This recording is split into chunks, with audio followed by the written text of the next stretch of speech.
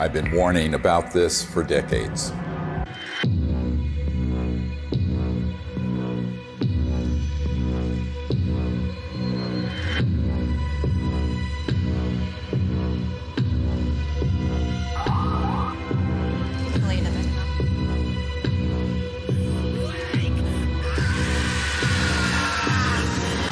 No, not that. This. Speaking of conspiracy theories that actually have truth at the bottom of them, the Corona relief bill the president signed last month contains a provision that hasn't gotten a lot of attention. It directs the Director of National Intelligence, in consultation with the Secretary of Defense and the heads of other agencies, to disclose what they know about UFOs within 180 days. So what are they going to tell us? I provided briefings for 4 presidents, foreign heads of state, generals, and a sitting CIA director who later betrayed me. I've seen lives destroyed. William Colby has been missing since April 27th. His canoe was found washed up on the banks of the Wicomico River. Friends murdered. Unthinkable evil unleashed on our planet. All to protect this illegal and immoral secrecy. And nothing I've seen scares me more than this unprecedented moment we're living through. We're in the final hour of an agenda that has been playing out for nearly a century. Centralized monopolies of power in government, the defense industry, and the corporate media are all converging on the same narrative that extraterrestrials are real, they're here, and they're a threat. Those are not weather balloons. Those are clearly autonomous aircraft of some kind that are, as you put it, swarming U.S. military craft. So there are 2 options. Under intelligent control. These are craft under intelligent control, and they're flying with impunity, Tucker, within our airspace, and they can outmaneuver, outperform anything that we seem to have. We need to find out who's operating them and also what the intent is. The truth is, we do know who's operating them. Some are indeed extraterrestrial, and they are absolutely not a threat, as you will see. It is, in fact, the secrecy that is an existential threat to life on Earth and beyond, as stated by the first CIA director, Vice Admiral Roscoe Hillenkoetter.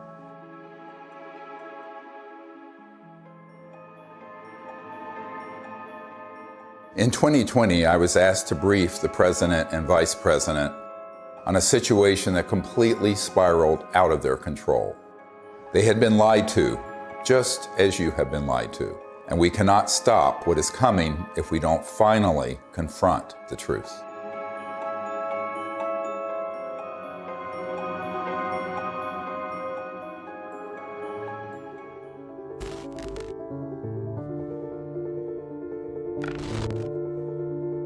This may be one of the most important photographs ever taken. A dissection of an unknown humanoid from sometime in the 1920s. It clearly isn't human. I don't call it extraterrestrial for one reason. We don't have the history of that it came out of an interstellar craft. We don't have the genetics on it. And there are a group of doctors who are obviously doing the dissection, and then there are suits, very much look like government officials in the perimeter watching. A woman called me up a few months ago whose mother was a seamstress on the atomic bomb project and built the covering for the bomb that was dropped on Hiroshima and Nagasaki. So she was cleared to the A-bomb project. She was then, of course, moved to the only atomic bomb squadron in the world at Walker Field, which is where Roswell is. At that time, she acquired this photo. How do we know? We tested the paper to establish that it was early 50s. And it's a photo of a photograph. And so we do a whole research project on it. We have it analyzed by the top medical archivist in the world, Dr. Burns in Manhattan, who establishes that it is the 1920s. We have the top clothing experts at the Metropolitan Museum of Art determined that those absolutely are from the 20s. So medically, clothing, everything. But if it is what we think it is, it means that there had been targeting and retrieval of extraterrestrial material and beings that are 20, 25 years before Roswell. And that opens another whole chapter.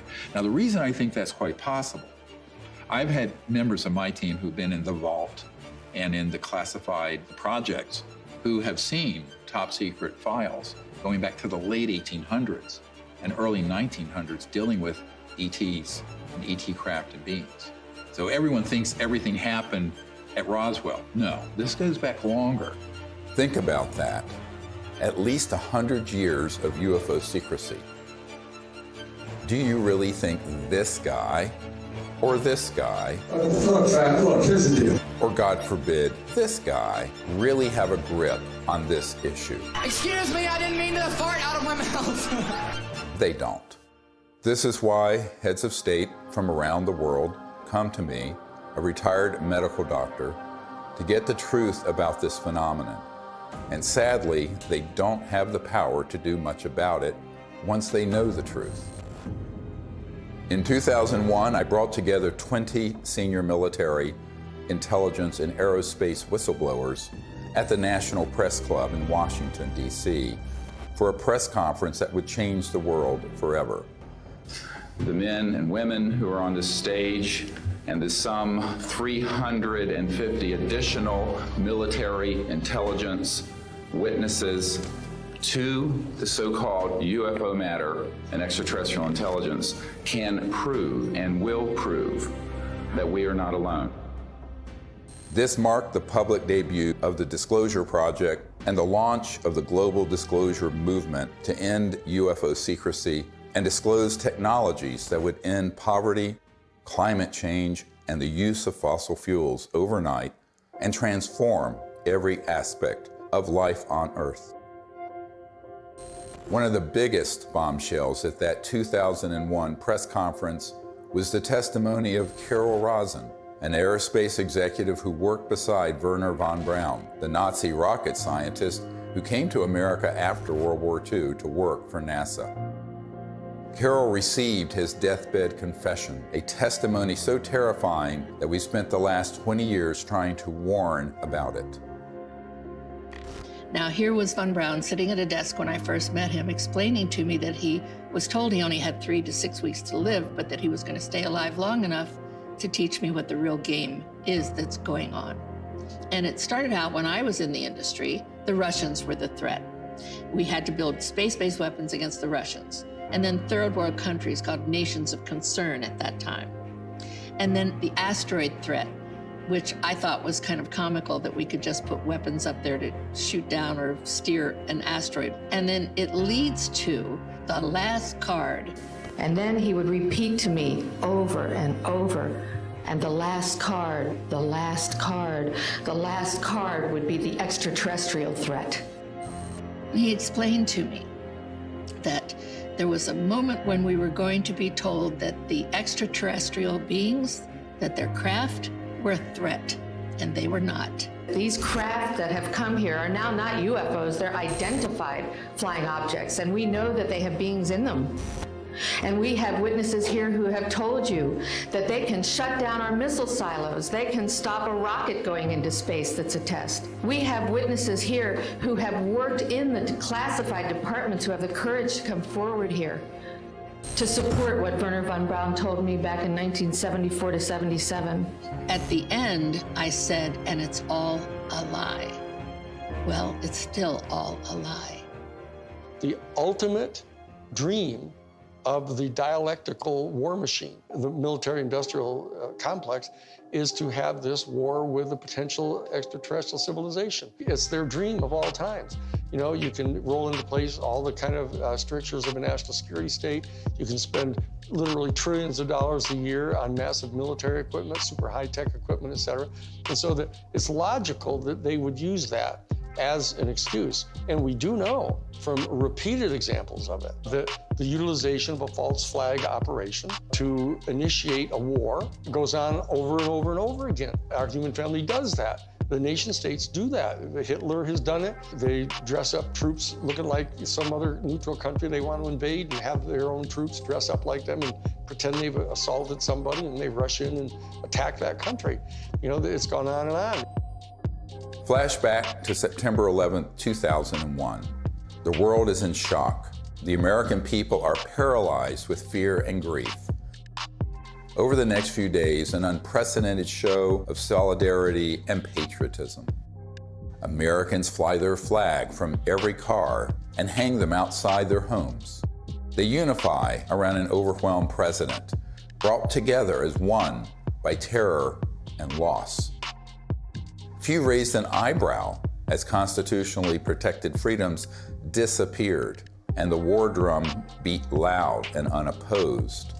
The 9/11 attack set the stage for an invasion agenda that had been pre-planned for years, as General Wesley Clark revealed in a 2007 interview.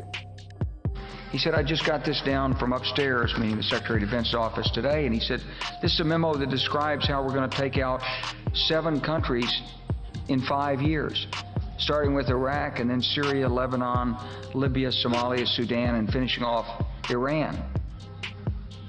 I said, is it classified? He said, yes, sir. I said, well, don't show it to me. When Von Braun talked to me about this faked extraterrestrial, he called it a faked alien invasion that was being planned, I saw on a board a list of countries against whom we were going to build space-based weapons. I called Wesley Clark and he answered the phone. And I said, well, what is it about? And he said, well, I asked that question. What is it about? And the guy at the desk said, I don't know. I said, we're going to war with Iraq. Why? He said, I don't know. In its paper, published in 2000, Rebuilding America's Defenses, the neoconservative think tank Project for the New American Century asserted that only a, quote, new Pearl Harbor would generate the political will for the military and defense policy transformations the group desired. Indeed, these traumatizing events are always planned or hijacked in order to manipulate perception and manufacture consent for military action and the theft of our wealth and liberty. George W. Bush, Dick Cheney, and others had decided to go to war with Iraq long before Colin Powell gave that presentation. I feel like it was the lowest point in my professional and personal life that I had a hand in managing it. But we've come a long way since the 9/11 attacks. That same document that called for a new Pearl Harbor goes on to describe how we need to put weapons in space, and even predicts the creation of the Space Force. For a complete fascist takeover, the men behind the curtain will have to play their final card, a cosmic 9/11. This temptation to generate a false flag attack on the part of some extraterrestrial civilization, you even hear people like Ronald Reagan make reference to it. Perhaps we need some outside universal threat to make us recognize this common bound. I occasionally think how quickly our differences worldwide would vanish if we were facing an alien threat from outside this world. Wouldn't it be clear if we all of a sudden found ourselves being attacked by an extraterrestrial civilization? We'd finally all come together. Wouldn't that be really lovely? Well, it's not really lovely for the industrial state. They don't want to lose their other enemies first. They want to use up all that before they go to that extreme. The last card was the most profound experience I had in my whole life. And I accepted the mission. And until Stephen Greer picked me up and talked me into going to the Disclosure Project, when I had just about given up, that's when I saw that there were other witnesses to what's going on, to the truth, to the facts. When she told me what Wernher von Braun had said, it didn't surprise me, because I had previously met with a number of people in the defense industry and in the intelligence community who had already told me that there was such a plan and that it could be actuated at any moment. And that was one of the long-term agendas, was keep the technologies away so we can maintain our industrial base of fossil fuel and all this. When we're ready to pull the trigger on releasing this information, spin it in the direction that benefits the foxes guarding the hen house, the people holding these secrets. But it was interesting to hear that all the way back in the early 70s that he had been warning her about this. And we know that those systems were developed actually in the late 40s and 50s.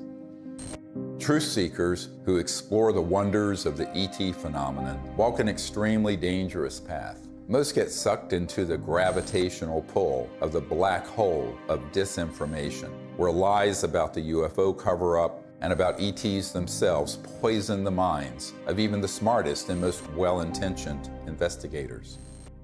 These lies include ETs are demons. It's all interdimensional, not extraterrestrial. We don't have man-made UFOs. Aliens are abducting people. And the worst one of all, aliens are a threat. Therefore, we need to build weapons in space. If we cannot commit to no weapons in space, to no war in space, then we're going to continue to have wars on Earth, and we're going to continue at the accelerated pace that we're in right now towards our own human extinction. One of the difficult things of the last 6 months was that I learned that the same group that had been feeding false information to the public through TTSA had their counterparts that had been going into the president's office providing some information, but a lot of disinformation. So the way really good counterintelligence works, or disinformation works, is that at the core of it, there's some truth. So they'd say, okay, the aliens are here, and here's some evidence, but they're a threat to the national security, and we need to have the Space Force. Wow, Space Force. And they get into this thing called the White House and the national security state, and they're completely at the mercy of the people who are going to brief them, and the ones who are assigned and cleared to talk about this issue, by definition, have been in those clandestine operations. I did a video brief for the president, vice president, and also for President Putin. That the problem is, by the time I had good access, they had already been, unfortunately, quite brainwashed on this, had already taken policy steps that included Space Force creation and what have you, and then we were running up against the election. One thing is clear, is that the normal constitutional channels that you would think would be in control of that aren't. Presidents that aren't briefed in on this, heads of the Defense Intelligence Agency come in who aren't briefed, and I'm convinced they're not. From talking to them, you know, it's clear they don't know what's going on there. So there's some other structure. I happen to be persuaded by the evidence that immediately after Roswell, when they recovered a craft and bodies from the UFO vehicle, that the Truman administration set up a body that was outside of the normal constitutional framework of our United States government. And it was made up of major elite people that they view as the real power elite. A shadowy government with its own Air Force, its own Navy, its own fundraising mechanism, and the ability to pursue its own ideas of the national interest, free from all checks and balances, and free from the law itself. It's sort of a shadow government within the government, not just in the United States, but all around the world. And the kind of power they have, both financially, technologically, and the means of projecting power militarily, is much greater than anything that the conventional military or the conventional government or the President of the United States has. Eisenhower knew it, and by the time he left office was very upset about it. In the councils of government, we must guard against the acquisition of unwarranted influence, whether sought or unsought, by the military-industrial complex. The ETs actually had reached out to Eisenhower near what's now Edwards Air Force Base, Muroc, and really wanted us to stop disrupting the fabric of the universe with these nuclear weapons and advance in a positive way into space and become part of an interplanetary family, which would have been wonderful for humanity, wonderful for the cosmos. But the people who make a lot of money from war and a lot of control of the populace through fear did not want that. So they circled their limousines and sort of moved aside the good people who would have been arguing for that. And that included Eisenhower. We must also be alert to the equal and opposite danger that public policy could itself become the captive of a scientific, technological elite. The fascist element that is owning most of the stock in the major corporations, especially the oil corporations and the natural gas corporations and the pharmaceutical industry, the railroads, the shipping lines. Virtually all these people are fascists, all during the robber baron era. That's what they did. They laid claim to those areas of our American economy, and they've never relinquished them. Those families and those interests became the foundation of the post-World War II military and intelligence and industrialists. They knew that after we had detonated the atomic bomb, there were ET craft seen all over, wherever we were doing experimentation or storage or launches or anything, or even research and development. The ETs were very concerned about that for reasons we'll get into. So the military-industrial complex, as Eisenhower called it, became very powerful and developed clandestine, covert, unacknowledged special access projects that eventually moved the president out of the way and pushed Eisenhower outside the inner circle. I tell people that that was the era when the presidency was decapitated. Fascism isn't, somebody wearing, a monocle and 6-league boots with a saber scar, and all that stuff, and strutting around in Nazi uniforms. A fascist is a person who believes that the best way to develop the economic resources of the planet and to distribute them among people is to get a hold of them and have exclusive privileged access to these strategic raw materials and have the corporations that have access to these strategic raw materials and to be able to put them through the machinery that they pay for and that they invest in and establishing and producing these products and hiring people. And they believe that that's the best way to have their economy function. And so that the instrumentalities of the state, of the government, are put at the disposal of the private interests of the corporations. That's exactly what was going on in Germany. The Krupps and the ball bearing factories and the IG Farben corporations, all those big, huge corporations in Germany, they were all privately owned. In fact, they were financed by Brown Brothers Harriman and giving the loans to the post-World War I Germany to build them back up. Andrew Mellon had intimate dealings with Hjalmar Schacht, who was Hitler's private banker. And so did Sullivan and Cromwell. I mean, this is dirty, nasty history. Oh, invest in Nazi Germany. Hitler's a great guy. He's a Republican. Don't worry about it. You'll make lots of money. And then Standard Oil, through straw man in Portugal, all during the war. I mean, business thrives during war. You know that. It's a racket. That whole concept of fascism, and it's a word that gets totally misused because people somehow conflate it with just authoritarianism. But it's a very narrow definition, and it's an accurate definition of what it was that the Central Intelligence Agency was doing, actually promulgating the private interest of the major corporations. And they were putting at the disposal of the interests of those corporations all the instrumentalities of the United States government, most importantly, the military and their intelligence operations and their covert operations. We're keeping the oil. We have the oil. The oil is secure. We left troops behind only for the oil. Because they basically believed that what's good for General Motors is good for America. And it was an entire theory of economic development. And so that they viewed anybody who interfered with that in any way at all as an enemy of the United States. And so that's how the national security state got really established and institutionalized.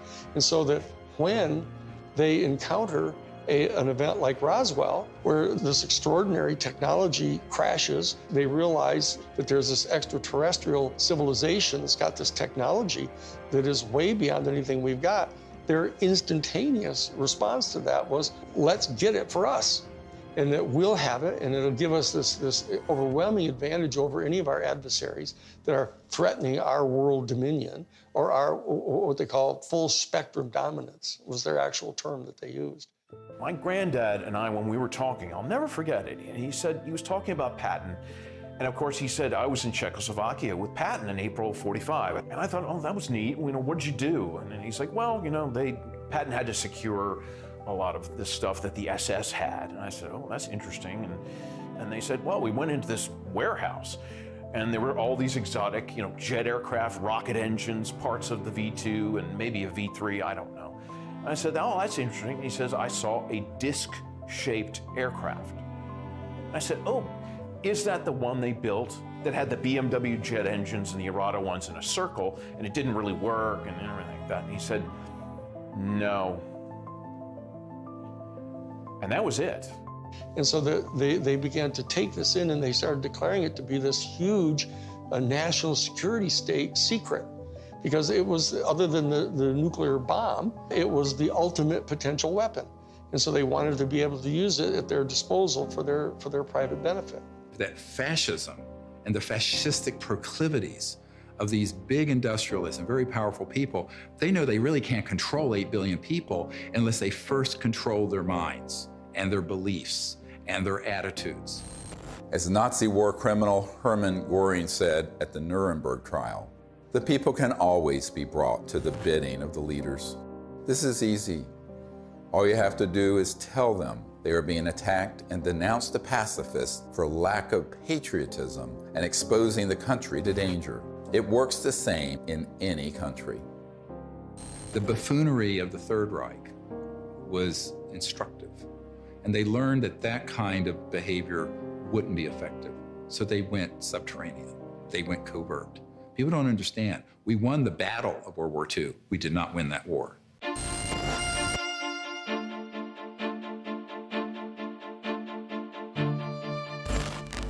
My name is Paula Harris. I'm an international investigative journalist in the area of UFOs. I've been working in this field since 1979. When I was living in Italy, I was reading in a journal that two little boys, they called them Indian boys, had been present at a crash near Socorro, New Mexico. And I was wondering why none of my colleagues ever followed up on that. So when I came to the United States, Destiny had it, that I was able to locate one of the men, Remy Baca. He told me in detail that they had witnessed this crash, these two little boys, in 1945. There was an object that shaped like an avocado. And what interested me most, because I look at the timing, is it was exactly 1 month after we exploded the atomic bomb. And the atomic bomb is July 16th, 1945. 5, 4, 3, 2, 1.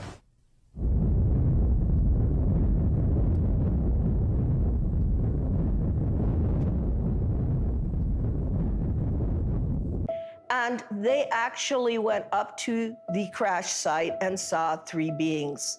They were tall and thin, they had long arms. They said they looked like a standing fire ants. One of the witnesses said he thought they were hurt because they were screaming, and the witness was 9 years old, so he wanted to go in and help them. I had these feelings that were being projected from them to me through my mind. I could feel what they were feeling, pain, anxiety. They were far away from home. They were lost. They were hurt. And I could feel that. And I could see all kinds of pictures in my mind that to this day I have not been able to figure out what they were. So why it's important is we have 2 witnesses. It happened August 16th, 1945. And from that area, about 13 miles away, we had exploded the atomic bomb.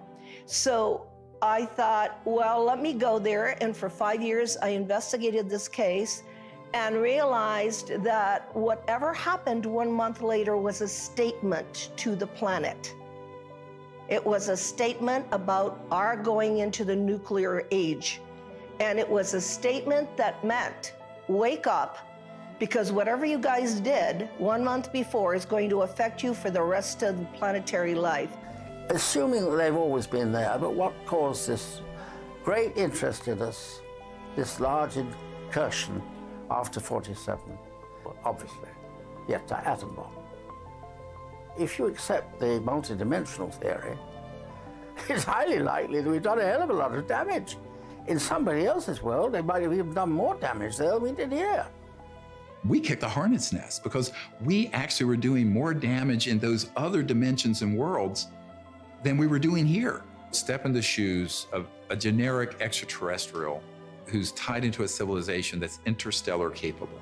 And you are observing that in one person's lifespan, 100 years or so, we're going from guns and maybe cannons and a machine gun in World War I to thermonuclear weapons, then into the space age, then these clandestine and covert unacknowledged projects develop weapon systems based on studying extraterrestrial systems, and then beginning to put them on satellites, on aircraft, and on ships, and on land-based systems.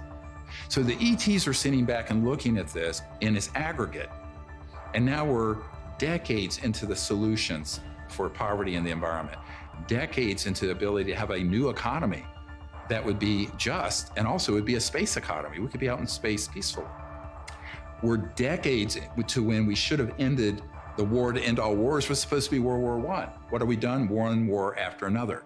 Now they want to launch the big one, this final card that Wernher von Braun spoke of, interplanetary war, by hoaxing an alien threat. So these civilizations are really quite appalled, frankly. And at the same time, we're using weapons like atomic and nuclear that disrupt the fabric of the universe, and their worlds are affected. We knew the world would not be the same. Few people laughed. Few people cried. Most people were silent.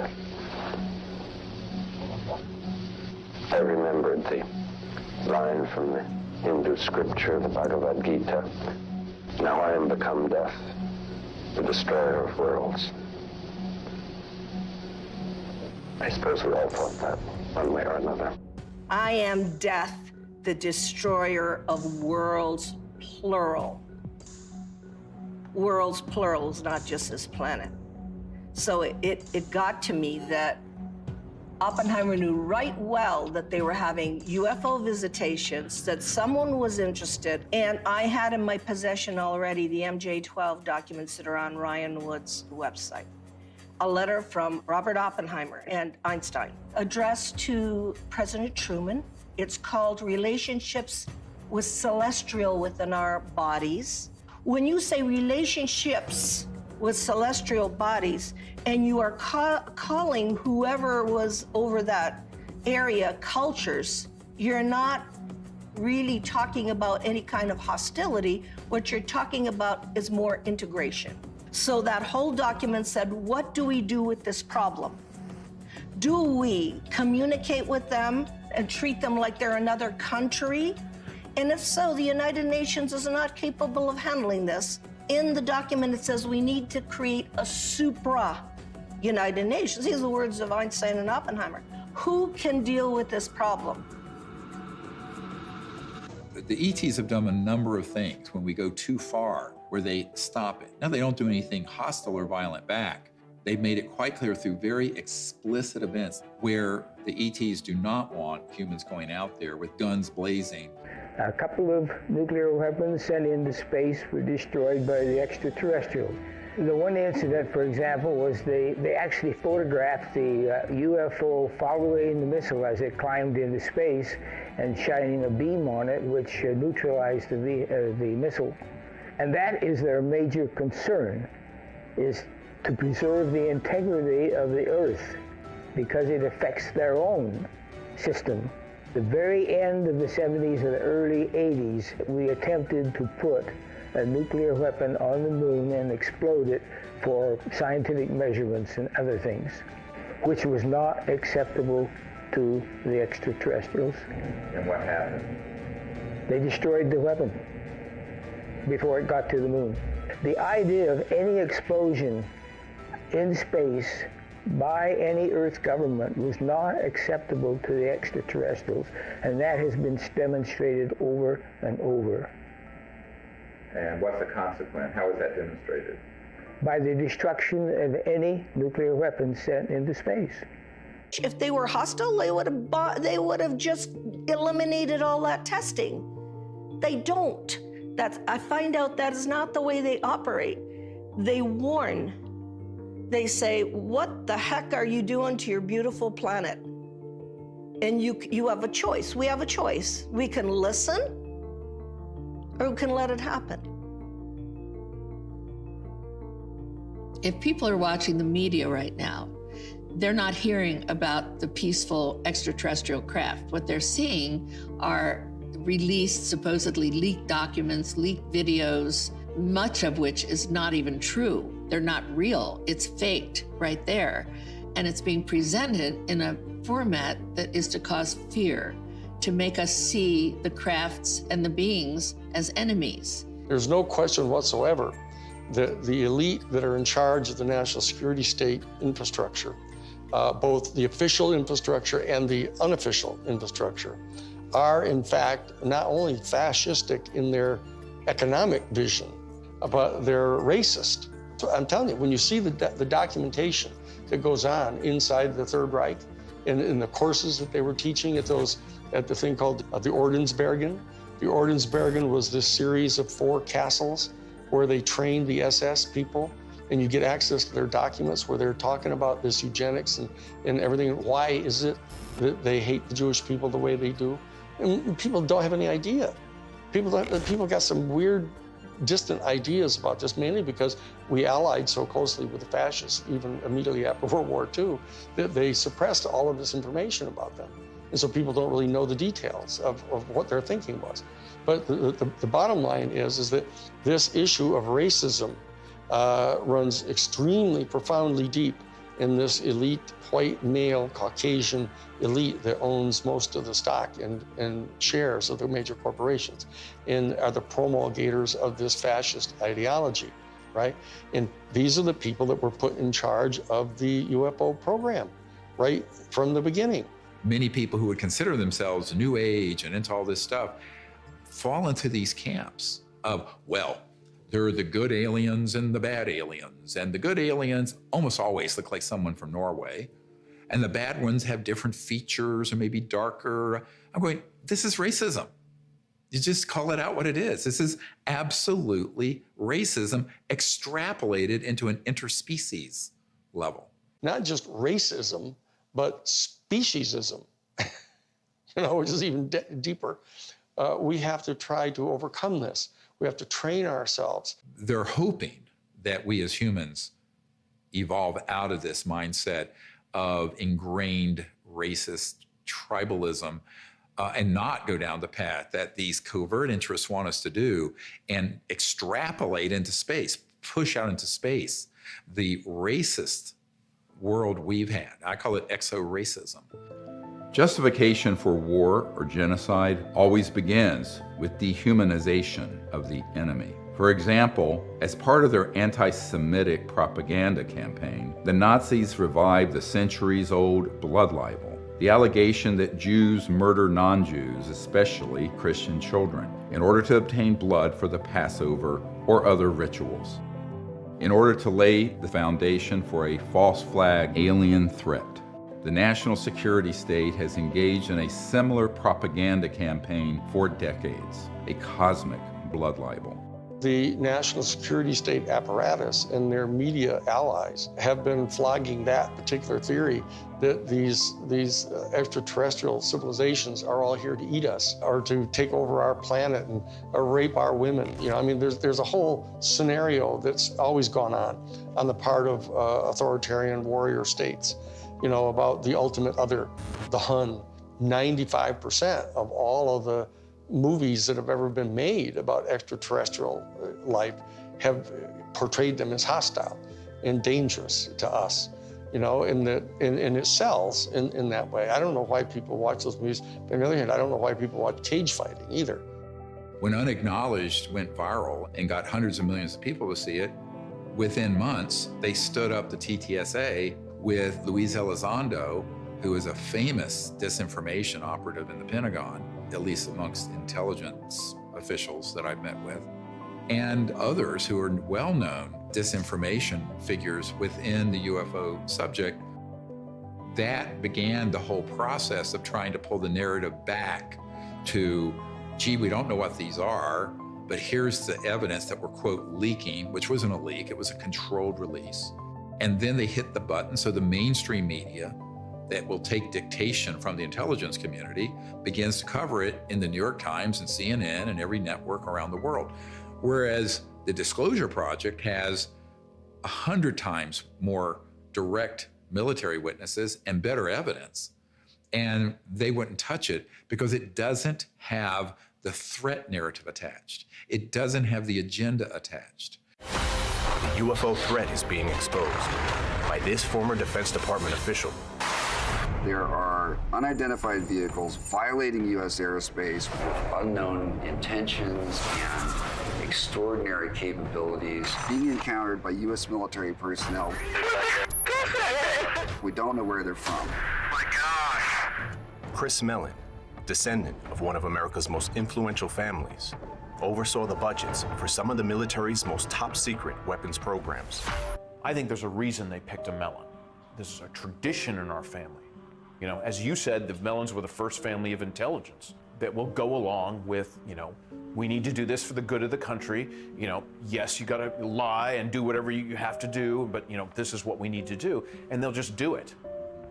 I mean, I'm not gonna, you know, stay silent when members of my family lie to the American people. I won't do that. It's one thing for my dad, you know, in the old days, to get up there and do some mild fibs about, you know, highways.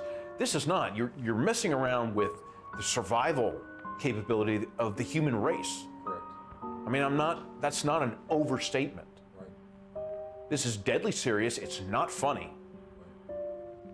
I know from direct conversations with Lou and with Chris that they know that the major military authorities with whom they've had very close communications realize that if in fact the extraterrestrials were hostile in their intent toward us, they could have done anything they want to do. They can come and go at their pleasure. And so that in that regard, they do not constitute a clear and present danger to our national security. But they also know that they're in the habit of getting their funding for all of their entire organizations, et cetera, by flogging a threat. And so that they're inclined to do that because the simple fact is they don't trust the people in Congress. They think the people in Congress are so Pavlovian in that they, in fact, distrust their constituency so much that they have to scare them. And so they say, well, if we're going to be able to justify having hearings about the UFO issue, we're going to have to tell our people that, you know, oh, they're a potential threat to us. And so therefore, they're conning their own constituents. And then they are getting conned by the military-industrial complex because they don't trust them either. And this is a question of integrity. That as long as people are not trusting each other and they're conning each other, you know, this is dangerous. This is how wars start. This is how people lose control of the narrative of what's going on here. Those of us in the CE5 community, et cetera, need to establish some kind of level of discourse with Lou Elizondo and with Chris Mellon. All they have to do is know that we're obviously sophisticated enough to know that what they're saying publicly, they know isn't true. We have to be able to establish diplomatic relations with our own people if we're going to establish diplomatic relations with an entire extraterrestrial civilization. And so that we can't just degenerate into the same kind of low consciousness bullshit, you know, that we're afraid of. The facts about UFOs are so much stranger than the lies that you discredit yourself simply by telling the truth, especially when it comes to so-called alien abductions. Perhaps the most devastating aspect of the cosmic blood libel is the hoaxing of alien abductions by humans in order to create a culture of fear towards extraterrestrials. Dozens of insiders have confessed this secret to me, but it wasn't until 2016 that I was able to get one of them to say so on camera. We did do that, yes. OSI did that. There was a special group out of the 7602nd Air Intel Wing at Fort Belvoir that came out and did that. They had these people that had maybe some sort of defects, anatomical defects that were brought in to fool people into thinking they're aliens. Yeah, I can't give you any specifics because it's still, the program is still classified, and they probably still doing it. I wouldn't doubt it. They were still doing it. These civilians got onto the base and got into something, and they saw something they weren't supposed to see, and this group came out and went into their home and scared the dickens out of them and staged an alien event. Exactly. We have these technologies. They are being used in false flag operations where they hoax events. And the purpose for all of that is a sort of psychological warfare, as it says in the CIA document I have, the director of the CIA saying the UFO subject is very valuable for its psychological warfare potential. And that is a very interesting thing to be written in 1953, right? And what does that really mean?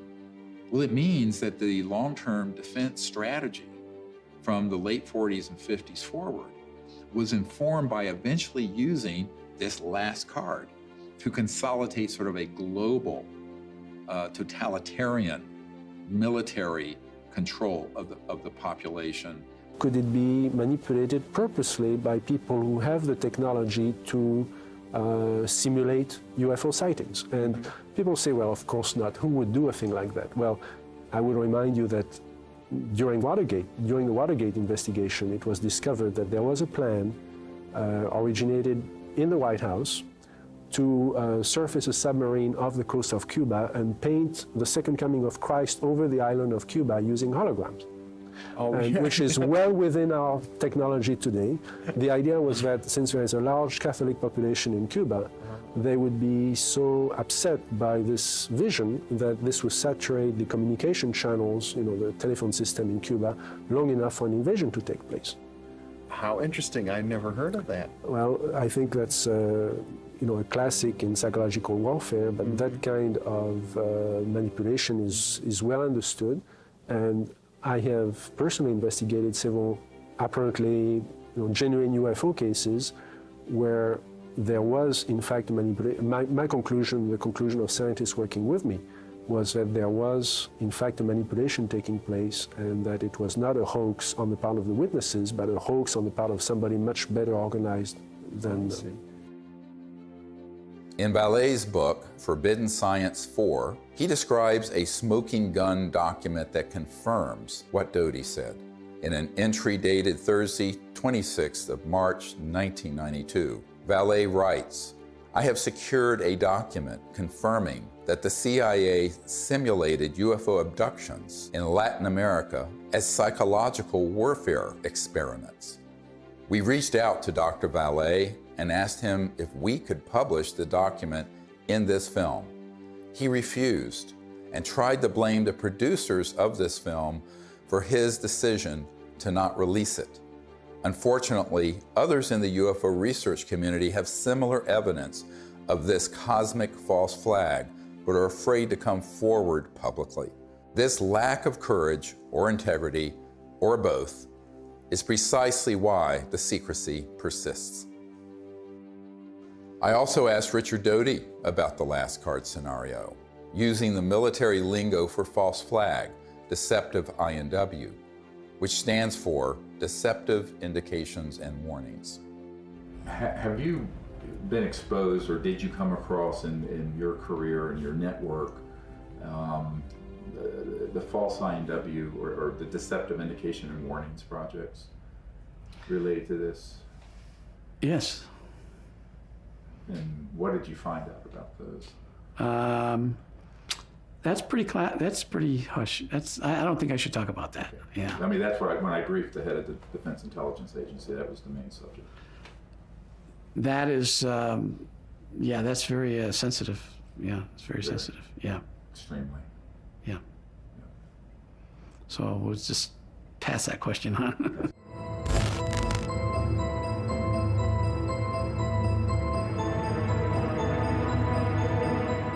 Colonel Corso was given the job by General Trudeau for the Army in research and development of foreign technology. But the foreign technology is really foreign. I mean, it's so foreign, it's out of this world. And he explained to me that he had something called a nut file, of which he had fiber optics, high tenacity fibers. He named the things physically that he had there. He knew they came from extraterrestrial crashes or extraterrestrial materials they had recovered. And it was his job to take them to big companies to be back engineered. Now, in Colonel Corso's time, it was 1960, but this had been done way before 1960.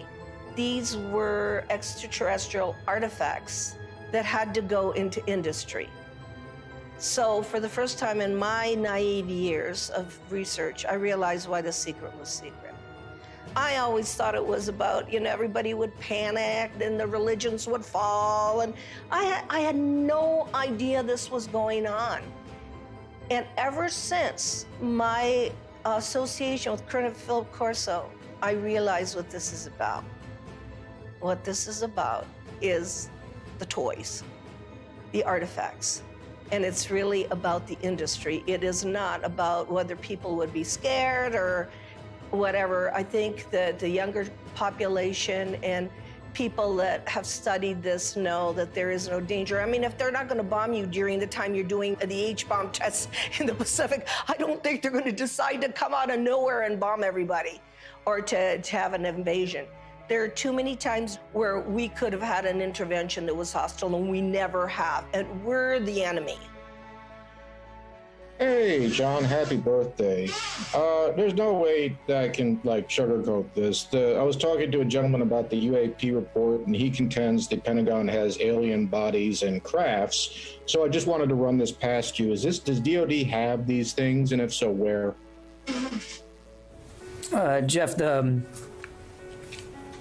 UAP task force is really designed to take a look at these unexplained aerial phenomena, try to help us get a better understanding of them. Again, I'm not going to get ahead of the report that the DNI will submit, that we are helping, obviously, and providing input to, and I think I'll just leave it at that, Jeff. This exchange would have been unthinkable even a few months ago. And notice that he didn't deny it. There are three major lies of the current false flag disclosure of UFOs in the media. Number one, we do not know what UFOs are. Lie. Number two, the U.S. military does not have any aircraft that can perform in the way these UFOs maneuver. Lie. Number three, they are a threat to national security. Lie. The only threat to national security and world peace is the unacknowledged projects using man-made UFOs and other technologies to hoax alien events, period. And yet, we are inundated with messages about the threat to national security posed by UFOs. We take all incursions into our operating spaces seriously. So, I mean, like everybody else here at the Defense Department, certainly we are taking the entire matter seriously as it regarding the potential for safety concerns.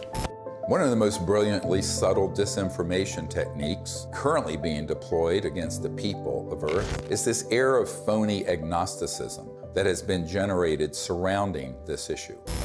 Do you believe that they sincerely don't know what these things are and they where don't. they came We from? have the best military on planet Earth, the greatest intelligence agencies. These are true unknowns, and they were swarming our military arsenals. They're seen over nuclear facilities. This is documented. We need to find out who is operating these vehicles.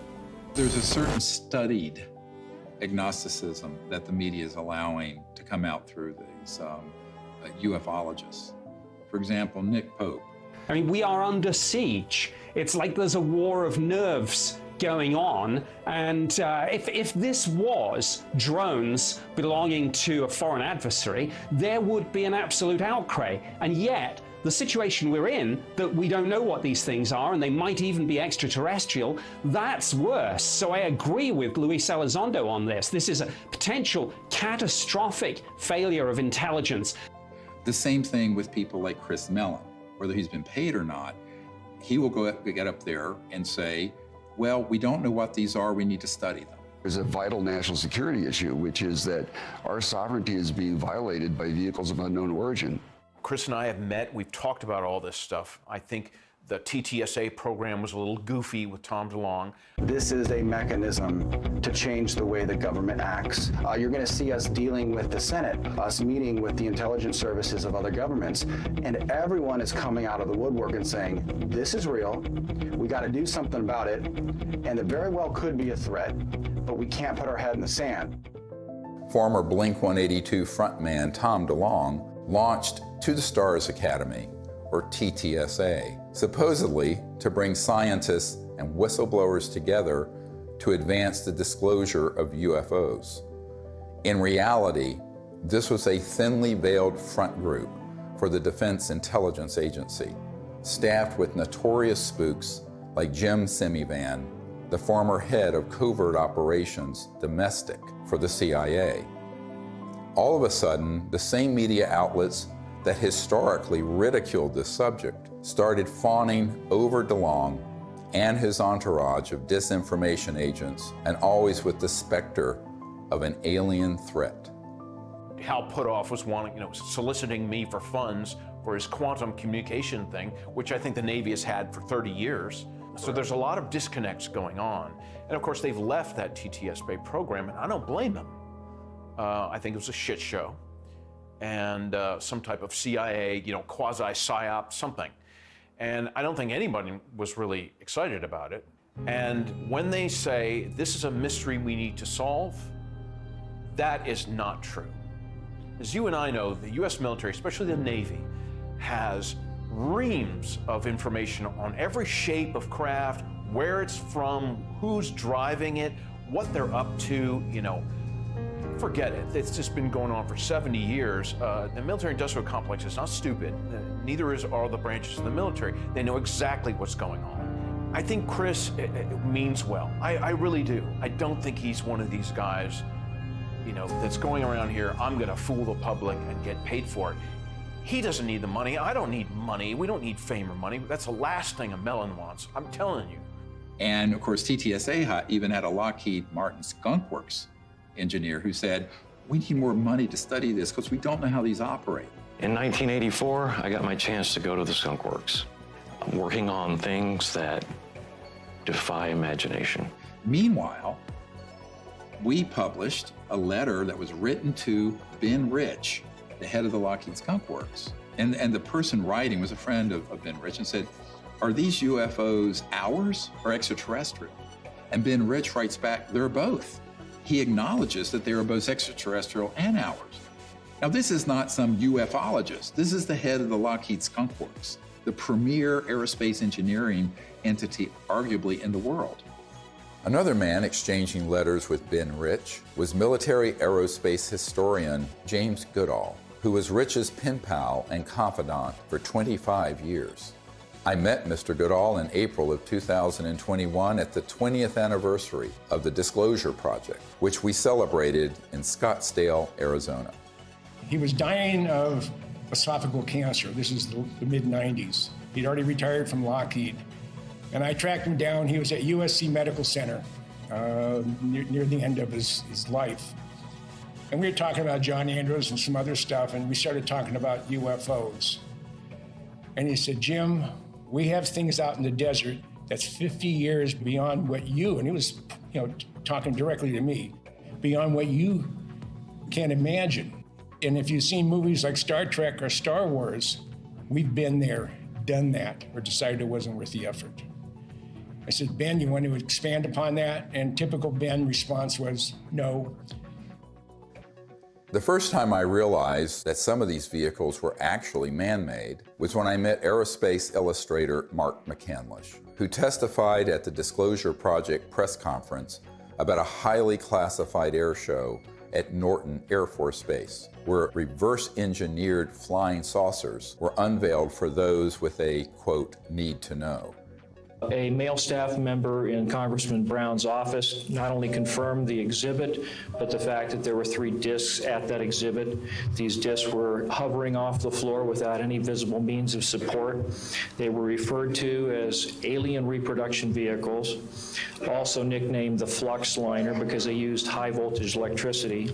This is a diagram that I made based on a sketch that Brad Sorensen did for me in rough form shortly after he had his sighting, and subsequently cleaned that drawing up and made it much more accurate. And that's the drawing that Dr. Greer is holding there now. Later on, I obtained photographs that were taken in 1967 by a military pilot, Harvey Williams, flying a C-47 for the Air Force at 12,000 feet, approximately 25 miles southwest of Provo, Utah. This particular vehicle matches the so-called ARV in all proportions and respects in terms of the detail of the shape of the craft. News articles from the 1950s describe how we were on the cusp of unlocking the secrets of gravity, which would unleash a technological revolution. But suddenly the article stopped without explanation. This is the point where we cracked anti-gravity technologies and it went totally covert. And this Tic Tac, the word is, it's Lockheed Martin. It's the successor to the TR-3G Black Triangle model. Elizondo just will talk the bark off a tree. He goes in circles. He's a great counterintelligence guy. I'd love to get into a debate with him, but of course that's never going to happen. Well, this is a document that was obtained through the Freedom of Information Act, and it demonstrates quite clearly that we have had issues with these, if you will, these UAPs or UFOs in the vernacular for at least 70 years, at least since 1950, probably earlier. And this is official U.S. government correspondence. This isn't some eyewitness report from a civilian. This is official government documentation from military personnel to very senior military brass. And what it says is very quite compelling that, look, we've had a lot of military and intelligence eyewitnesses, to include special agents and scientists, and all of them are seeing these things. And more importantly, the frequency has occurred on a regular and continuing basis over sensitive U.S. military facilities. And this has been occurring, Tucker, again, since 1950. The U.S. government has finally admitted that this is not some sort of secret U.S. technology. Quite the contrary. Over the years, dozens of defense and aerospace industry insiders have briefed me on what they were really working on at places like the Lockheed Skunk Works, going back to the 1940s and 50s. Many of these man-made aircraft have been spotted by thousands of eyewitnesses and become part of the UFO lore, indistinguishable from actual ET craft. These rogue, covert operations within the military-industrial complex stage thousands of sightings, abductions, mutilations, and disturbing encounters with our public-facing military, knowing these incidents will be mistaken for ET craft. This confusion between what is extraterrestrial and what is man-made is essential for pulling off a false flag that would be blamed on aliens. This is from 1983, Hudson Valley, very famous cases, many witnesses to these transformer-sounding objects, and underneath, when they were close, you can see superstructure and tubes and other things.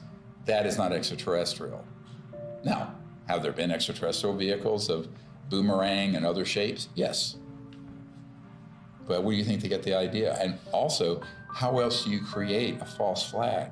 You have to create structures that would be believably not aerodynamic. Some of them are kind of hybrids. They'll have some conventional propulsion as well as electrogravitic, and they all have structural, superstructure components that are clearly a man-made machine, not an interstellar vehicle. This is 1989 in Belgium, that you can see all the tubes and structures underneath. Again, this is global. These are also well-known platforms. You can basically, once you get your lifter system in place that causes mass cancellation, you can create any kind of air structure around it. And it doesn't matter if it's aerodynamic or not, because the way it moves, it moves, let's say, the molecules of air around it. So it's basically moving an electromagnetic field effect. So there's no resistance and there is no sonic boom. That's man-made. We've had it for decades. This one is great because it has, if you look at the underside, there are the girders and the structures. And the people under it could see that and could see the light in the center and the three on the end. That is man-made. There are extraterrestrial vehicles that are triangular and that are saucer-shaped and that are other weird shapes. So to make things complicated here, how are you going to know? Well, you got to be close enough to it to see. And if you can't see the superstructure detail, you're not going to know whether it's extraterrestrial or not. This is from Southern Illinois in 2000. They went from animal mutilations being staged by clandestine human organizations to these were doing human vivisections and killing humans. But of course, they wanted everyone to believe the aliens were doing vivisections on people. No, it wasn't. Which ones are man-made and which ones are extraterrestrial beings? Dr. Greer is figuring this out. We've got to listen to this information. These are facts. This is not rhetoric. And then we've got to be able to apply it. We're taught to be afraid. We're taught to fear. We're taught to fear extraterrestrial beings. Really? Get over it. Meanwhile, you have people who would purport to be experts in UFOs going on Fox News and other news outlets saying, we don't really know what these are. It's a big mystery. They've lied by omission. And when they say it's a mystery, that's a lie. Okay, I'm sorry. But that, I'm not on board with that. And that, But they have to know that's a lie. Right. So they do. And I think, it's obvious. So, that's why I'm giving this interview with you today. I mean, I've had enough of that. I had enough with my dad. Was he a liaison to Majestic 12 as a magic member? Probably. He probably had 2 pages of the UFO file. Don't worry about the rest of it. Just need 2 pages are all you need. Okay, yes, sir. And Chris is going, yes, sir, too. So those people are very studied agnostics who act like we don't know. And that's why they're given an audience. If they were actually to say, here's what they are, here's what they're doing, which is what a truthful disclosure would be, they would be banned off those networks. I don't think I've ever spoken to anyone who has seen more reports, paperwork, photographs, interviews as you on this topic. Has there ever been a confirmed extraterrestrial ship? We'd have to say no. We'd have to say what's confirmed is that we don't know what this, let's call it a ship or an object. We don't know what it is. We can just say what it isn't. Great. And you can ask yourself, well then what, and of course what we call the extraterrestrial hypothesis is a valid one. I mean, maybe it is from some other place in the universe. In the axis of disinformation, Leslie Kean is the original shameless opportunist of ufology. Over 2 decades ago, Leslie embedded herself in the planning and execution of the Disclosure Project and then betrayed our trust by hijacking our top secret witnesses and case studies and repackaging them. Most people don't realize that on the day of the Disclosure Project press conference, intelligence agencies jammed our signal leaving the National Press Club building for the first hour. Leslie was there and she knew that we had revealed too much. She adopted this fake agnosticism so that every door to mainstream media outlets would be open for her. Anything that can operate in impunity within our airspace, within restricted airspace, that can have near misses with our Navy pilots, it has to be considered a potential threat. Anything that's in the skies that we don't know what it is, and it's demonstrating incredible capabilities. The only way the Department of Defense is going to deal with it is to see it as a potential threat. Anything that enters an airspace that's not supposed to be there is a threat. After receiving classified briefings on UAPs, Senator Marco Rubio called for a detailed analysis. This past December, while he was still head of the Intelligence Committee, he asked the Director of National Intelligence and the Pentagon to present Congress an unclassified report by next month. We've gone this way before. There have been many initiatives. Gerald Ford, when he was congressman, held hearings, went nowhere. The whole window dressing of Project Blue Book, and then that was just really a publicity stunt by the Air Force. And most recently, the $22 million that the Pentagon spent on this Bigelow aerospace study. I had a Zoom meeting this summer with General Herbert, the chief advisor to Senator Harry Reid, and they authorized this funding. After spending $110 million, maybe more than that, because it was a 6-year-long program, where's the beef? What's the results? That money went to Robert Bigelow, who was in Nevada. And he's a buddy of Harry Reid's, right? Right, who was chair of that committee. UFO proponent, exactly. Thinks they've definitely come here many times. Right, so, you've spent $100+ million gathering information, and what did you do with it, outside of, collecting a couple of videos? The people in that circle around Mr. Bigelow and Bigelow Aerospace were all operatives of these unacknowledged special access projects. They made sure that those $22 million were the equivalent of opening a toilet lid, putting the money in and flushing it. And so what General Herbert said to me is that even in the meetings in the Senate classified SCIF, Secure Communication Information Facility in the Senate, all they got was like a 40,000-foot view. He was an Army pilot. And no detail, no nothing. And I said, yes, that is what was done, and was done on purpose. And so there was a pretty sizable budget for this program. What did they find? Well, I mean, basically what they did with that budget is a lot of different research to try to document what was going on, to try to understand the physics behind how the objects, move around, and then to just keep records of what they were observing. But they haven't been able to find what they are, where they're from, or anything like that. And I said, do you feel they were holding back? He says, oh yeah, a lot. And we were very angry about it. Ultimately, the reason that $22 million grant wasn't renewed is that he and others realized they were being zoomed. They were being deceived and getting nothing out of it. It remains to be seen if they get anything out of this mandatory Director of National Intelligence and Office of Naval Intelligence report that's going to go to the Congress. I think that the more information that's in it, it could be even more dangerous than nothing, because I think they will cherry pick cases that they will spin as evidence of a national security threat. And that's what's been ramping up in the media. So my concern is we need to get ahead of that curve and release to the public this information with the evidence and everything we're presenting, so that people at least ask the critical question: is that report full and accurate? And is it even the truth? I think we need a lot of skepticism.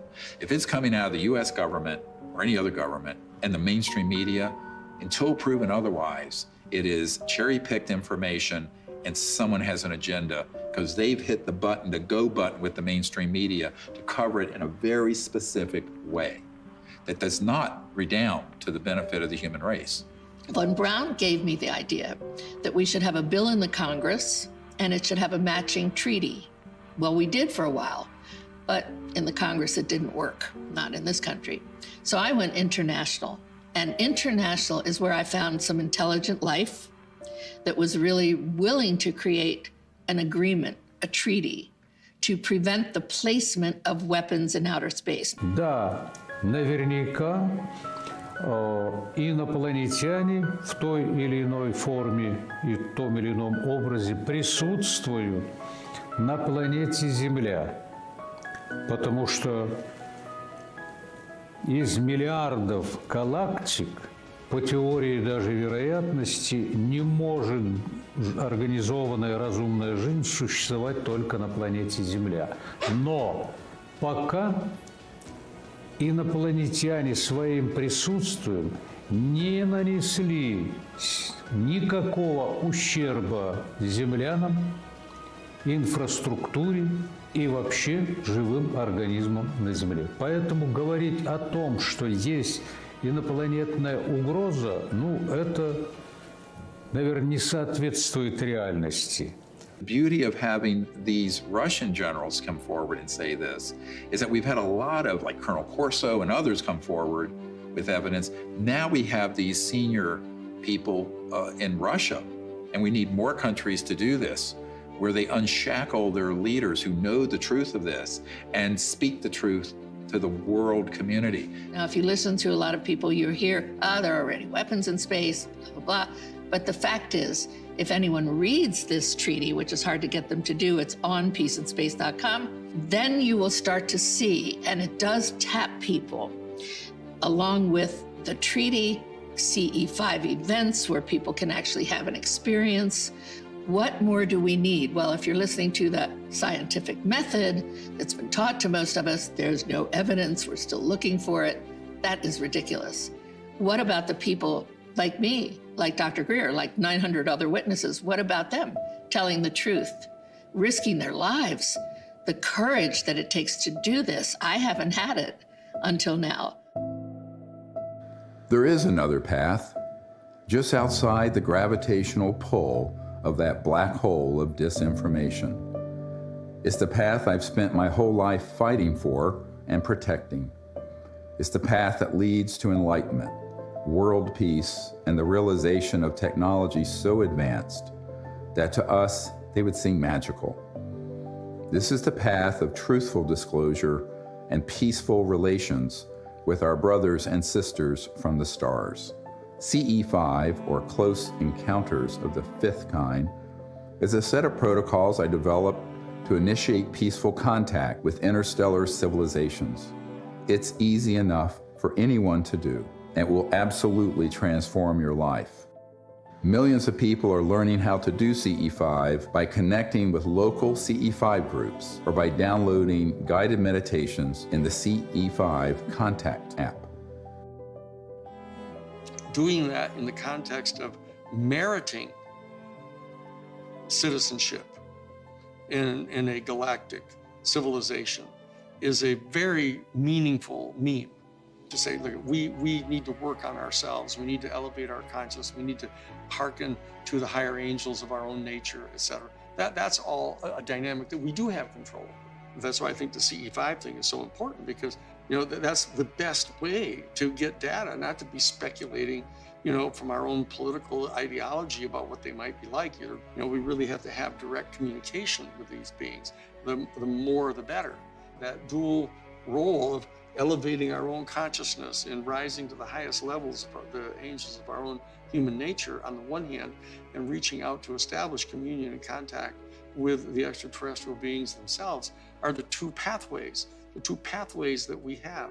And in dealing with the national security state, we just have to take whatever steps we can in the legislative realm to impose treaties to keep us from doing things like militarizing space and developing space weapons and all that kind of stuff.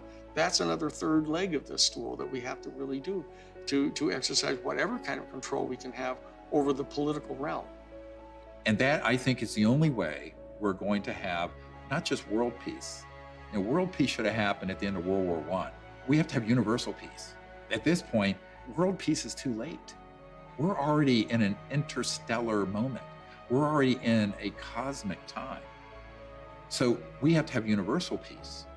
And universal peace comes from both our external policies and behaviors and from within, the great peace within, the state of universal consciousness. As we wrap up this film, we are seeing the threat narrative intensify by the day. Language like, "We need to stop trying to contact aliens," seems to confirm my long-held suspicion that CE5 would be blamed for a staged alien attack. Do not believe this lie. This isn't entertainment. This is our survival. I saw that Dr. Greer would never stop doing this until he took his last breath, and that he needed help with this. This is not about us. It's not about, fame, fortune, money. There is no money anyway in all this. It's about finding a group of people that have the same vision, but the most beautiful vision he has. And I've attended so many CE5s, is that he has found a way, a non-hostile way, to communicate with who's ever out there, because whoever's out there is depending on him to change this situation. So that, for me, is the most important. The CE5 protocols that everybody can do is going to make a darn difference. So for me, the Disclosure Project is a miracle. And it hasn't been easy. It has not been easy. Can I give you a hug? I love you. You just keep going. We're here. You just keep going, okay? I'll never leave you, so you just keep going. Do what you do. And do what you do the best, because if we don't do it, nobody's gonna do it. Do you understand that? Okay.